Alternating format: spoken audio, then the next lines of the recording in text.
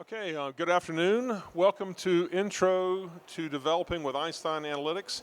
My name is Skip Sauls. I work on the product team for Einstein Analytics, and I'm here with Mandy Bloomreich and Chris Jolly, and we're going to cover several different topics today that allow you to build on top of and integrate with Einstein Analytics.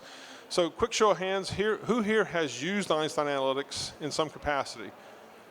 Okay, just a few folks. We are going to have a quick review, but this is not an intro to Einstein Analytics, so we'll just do an overview of some of the concepts. We do have the forward-looking statement slide. You've probably seen this many times. We will talk about mostly things that are in production, but if we talk about things that are coming, just remember, don't use those for your purchasing decisions. So a quick overview of Einstein Analytics. We're mainly covering the types of analytics that we do, and we focus on this top tier here, the intelligent experience. And one of the goals of Einstein Analytics is to make it accessible to everyone who uses Salesforce. Much like Salesforce itself, a lot of the things are designed to be clicks, not code. It's the declarative side of things. And it's meant so that someone who is an admin, a business user, et cetera, can do things and use things and view the data and not have to get under the covers and deal with a lot of the gory details. So we've done a lot of work over the past few years to make it much more approachable, providing the visual tools and allowing you to get your data, bring it in, and do some analysis on it. Now, the name Einstein Analytics makes it sound like it's an AI product. It's really not. It's more of a traditional BI tool. It's part of the Einstein Intelligent platform, not necessarily artificial intelligence, but we do have companion products such as Einstein Discovery that are more in the AI vein. Now, when we talk about analytics, we talk about different types of assets. And if you've used the analytics, you're probably familiar with these. If not, this will be a quick review to kind of tell you what these parts are. So starting here, top to bottom, left to right, we have data sets, which are the definitions of the types of data you want to pull into analytics, much like a schema. And what we do with the data set is we're actually taking data from Salesforce or from external data sources, and we pull it into our analytics engine, running inside a Salesforce data center, but not on core. And the reason is we take this and we flatten out the data quite a bit, heavily index it, and make it much more scalable than you're used to on traditional Salesforce. If you've done Salesforce reports and SOQL queries and that kind of thing, you know that it works great for thousands or tens of thousands of records. Einstein Analytics can deal with up to 2 billion records, or 2 billion rows as we put it. So it's a different type of engine, and you can do that in real-time querying. 3 seconds for 2 billion rows is pretty fast. And it doesn't have all the limits you're probably used to with standard Salesforce platform. Now to get those data in, we use instructions called data flows. This is logically a workflow, but it's not built on the flow engines you may be familiar with as part of Salesforce. It is distinct from that, but it has similar concepts of you basically say, schedule this series of instructions to run, and it might go to Salesforce objects, or it may go to some external source, and it pulls the data in and creates the new version of the data set. So with that, you're always looking at a historical view of the data. So keep that in mind, that you're not in real time connecting to Salesforce, you're connecting to a copy of it. But we do a lot of things to optimize that, and some customers are now on a 15-minute update cycle, so it's become very fast. And over time, we'll get to near real-time updates of those data sets. Now, a lens is a view of that data set, and the lens has a visualization of either a chart or a table typically, and then a query associated with it. And the query is in something called SAQL, Salesforce Analytics Query Language. It's different from SOQL, different from SQL, but similar concepts. And the two together, the visualization and the query, are what you use as your basic unit to look at that data set. Then we bring those together into dashboards, which most people are used to, and the dashboard is the curated view, meaning you can drop in these lenses and you can wire this up effectively with list views and other types of controls, and do so without writing any kind of code. It's actually very cool. And then finally, we have templates here. We're going to talk about this in a second. We take these assets and make a version of them called templates, so you can distribute these to other orgs. And this is especially important if you're a larger customer or if you're a partner and you need to distribute your apps to other parts of your organization. Now, we talked about the developer experience, and I'm not going to cover all these in detail, but what we'd like to point out is that we provide you with the extension points, the SDKs, the APIs, the packaging, the security, all the things you're used to from Salesforce itself. we don't want to invent anything unless it doesn't exist on the platform. We, in fact, came from the platform side, so we're very passionate about that. And we're proud of the fact that customers who are familiar with platform can work with analytics and not have to relearn everything and throw everything else out. So it works with all the standard pieces you're used to, so you can use Connect APIs, OAuth, all the things you're familiar with. So we're going to dive into this a bit with Salesforce DX, and I'm going to hand it over to Chris here to cover that part. Thanks, Skip. Can you hear me? I'm good? All right. I'm going to go over a little bit about DX and the Salesforce Analytics plugin. Who here uses SFDX or VS Code? Okay, cool. So what we have is an analytics plugin for that. It allows you to, it's geared mostly around templates, but it allows you to do some other stuff. But the idea is it works with all the analytics assets that Skip just covered. Just a little brief overview of SFDX for the developers and ISVs out there. It's moving the source of truth out of the org and into, ultimately brings it down onto your file system and ultimately check it into GitHub or Portforce or whatever version control system you use. There are command line interfaces for everything, and they're all backed pretty much by API calls, but it's command line driven. Now, there are extensions that go into VS Code that we're going to add as part of analytics that allows you to do more, vernacular type kind of friendly, where you can type in more natural language type kind of stuff, and they'll prompt you for the next, any input and those kind of things. One of the nice things is we spin up Scratch orgs. So the idea is you pull your stuff out of GitHub and you immediately spin up a Scratch org. It takes only a few seconds. These orgs are pooled out on the sandbox. And as long as you set the development wave feature, I'll show you that in a bit, we totally provision analytics in your application, in your org. So analytics is up and ready to go, and you're good to go as a developer. So it makes it real easy. And then the continuous delivery. You bring stuff down, just the changes, and you send stuff up, just the changes. So it kind of gets that full life cycle going. To get started, it's pretty simple. Enable Dev Hub in your Developer Edition, trial or production org, or your business org if you're a ISV. Just go through setup to enable that. Download the Salesforce command line interface tool, and then install the plugin. It's always good to update the plugin every now and then. It's SFDX plugins space update. But most importantly, create Scratch orgs with this new development wave in your project scratch.dev. So to spin up a Scratch org, you're just going to use that command, and it'll instantly spin you up a Scratch org. This is an example of just installing stuff. What I'm going to do is just drop right into some VS Code and give a little bit of a kind of demo here. One quick note is to, a little trick is to, set this environment variable. And what that does is when I open up an org, so when I open up an org, it'll immediately go to the Salesforce Analytics page, Studio. I don't know why it's not going up for me. Mouse is broke here. So it takes you right in there, which is really nice. Otherwise, you got to navigate to it.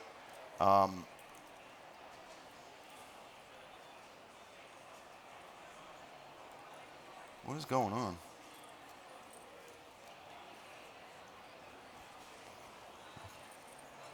I can't get rid of that. I just have a browser out in front of everything. I can minimize it, couldn't drag it out of the way. Sorry about that, technical difficulty. So that's, let's go into the project Scratch def. This is where you set, you got to be sure to set that.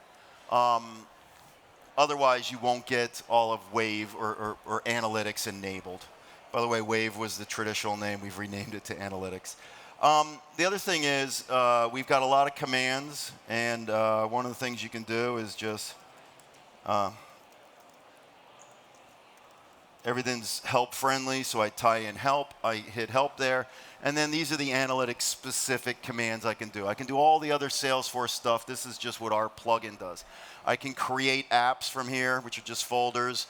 I can create, I can list dashboards. I can actually look at my data flows and lenses. One thing we introduced in spring 19 was dashboard lens and data flow history, version history. So if you enable that feature, it'll be on in default in winter 2000, but we will track versions of your dashboard. So if you're like, oh my God, this worked an hour ago, or I want to get back to what was there yesterday or something like that, we can revert those changes. Talk to me later if you want to learn more about that, but you can actually do reverts and all that from here. We didn't build out the UI yet in spring. Hopefully that's coming in winter, but you'll be able to track all that history stuff. You can also create and manage your templates. Now, what are templates? They're a little bit different than traditional packaging. It allows you to do a custom install. It allows you to morph your app based off answers that you can gather either automatically or pop up a wizard and gather those answers. But more importantly, it does it orchestrates the installation. It lays down the data sets, the dashboards, kicks off the data flow, ties everything together. And you can create multiple instances of these, and we can version them, so when a new version of the template. So if you're an ISV out there or a partner and you're looking to bundle analytics applications, strongly recommend you look into templates. And we manage creating an app from a template, updating that app, and then updating your template. So templates are kind of the way to go if you want to package everything. The other nice thing is if you're used to the metadata API, templates lay out the JSON in a nice format. It's all pretty printed for you, and it retains its format. Unlike normal packaging, it just kind of puts a blob one-liner. So you're going to find templates a lot easier to work with, and it's kind of the way you should go. It's what we use to build our own internal vertical applications is templates. So with that, I'm going to kind of hand it over to Mandy because we only got 8 minutes left. You want to put the 3 minutes? I like it 5.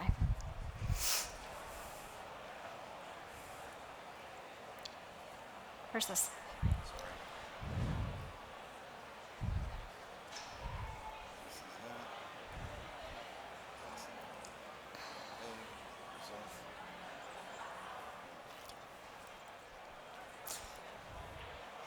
All right, so on top of being able to develop templates and use SFDX to work with assets, we also want to create an experience where analytics is embedded and integrated into the main Salesforce experience. If you've had any experience with analytics, you're generally working in Analytics Studio, which is sort of a different look and feel than Salesforce. And you're exploring your data, you're looking at it, and then if you actually want to go back and if you're looking at sales data, you want to go back and look at accounts and opportunities, you're hopping back and forth. So this navigation experience that gets wieldy, and also the typical user that isn't developing analytics but just wants to look at the dashboards doesn't want to be in Analytics Studio at all. So the first thing we did was build a dashboard component that can be dropped. This lightning component can be dropped right into any page. So you can drop it onto your opportunities page. You've got an interactive dashboard. And we built in these events. And you see, we've listed them all out here, and you can see documentation. We've got the ability, because it's the dashboard runtime in a lightning component, we need to be able to feed in and out. What did the lightning page do? Feed that to the dashboard. What did the dashboard do? Feed that to the lightning page. So we've got all these events. We do have point and click. All you're doing is dropping the dashboard in the page. You don't need to set up the events. They're under the hood. But we have given you the ability to do more with it than just that. So we've got API access to all our assets. You can build your own components that start doing a huge amount of powerful things. We've got a demo booth downstairs with some really powerful demos that if you want to get more in depth to what we're talking about, it's right downstairs, right in the center.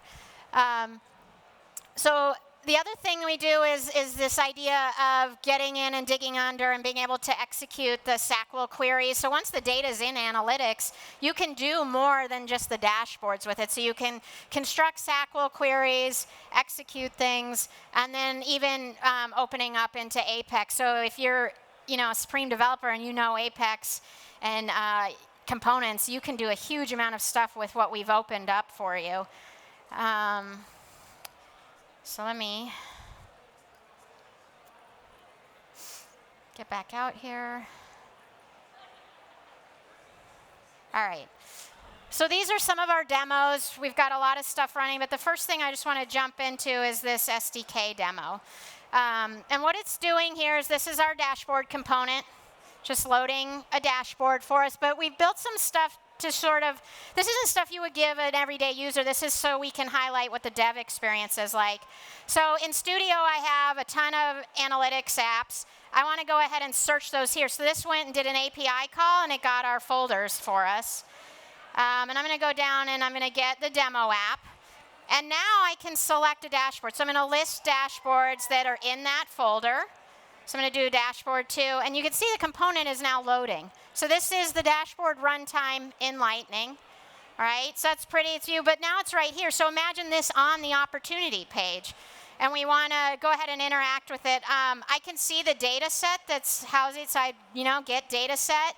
And I can explore the data set and get a dimension. What we're going to do here is show you what it looks like when the user is selecting something. So the user says, I want to see everything that's in prospecting, right? And we got this little component. This is the event payload that's going to go. Super simple. We're just sending a name and an event.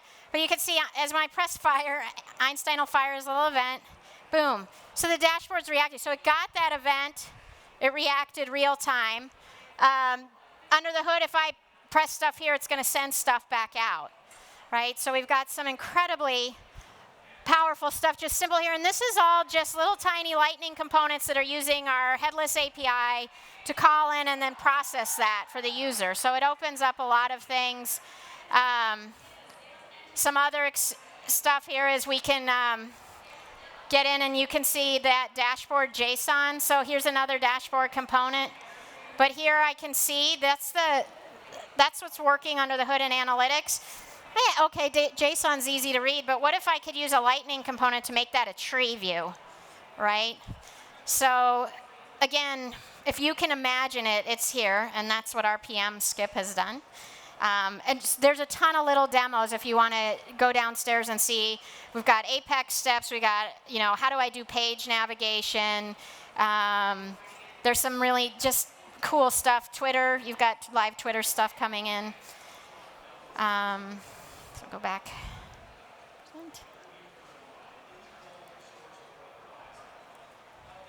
So the other thing is we've got a ton of additional resources. We've got trailheads.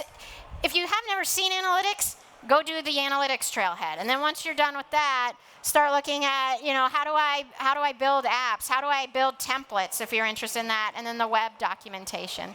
Do you want to close it out? Oh, yeah. More resources. Yeah, a quick start. Trailheads are amazing. So I'll give you app, lens, dashboard, conditional formatting. That's all part of it. Here's the CLI. So that was the stuff that Chris was showing. App template development. With that, we'd like to thank you, and we'd encourage you to go downstairs to the Trailhead Zone. There's actually a booth there which shows these same demos Mandy was showing, and you can go into more detail. They can go behind the scenes and show you things. We also have a booth here at the top of the escalator for Einstein Voice for Analytics, and that's actually powered by the same SDKs and so forth you're seeing here. So it actually all ties in nicely together, and it shows you how to use voice to drive those dashboards. So those same events that Mandy was showing are being used, but driven from voice as opposed to clicks. So with that, we'd like to encourage you to try things out. You can get a free version with the Trailhead orgs, and join the community and post questions and interact with us. We'd love to hear what you guys want to build, and hopefully see what you're working on as well. And with that, we're out of time, so enjoy the rest of Trailhead DX, and we'll see you guys around the show. Thank you.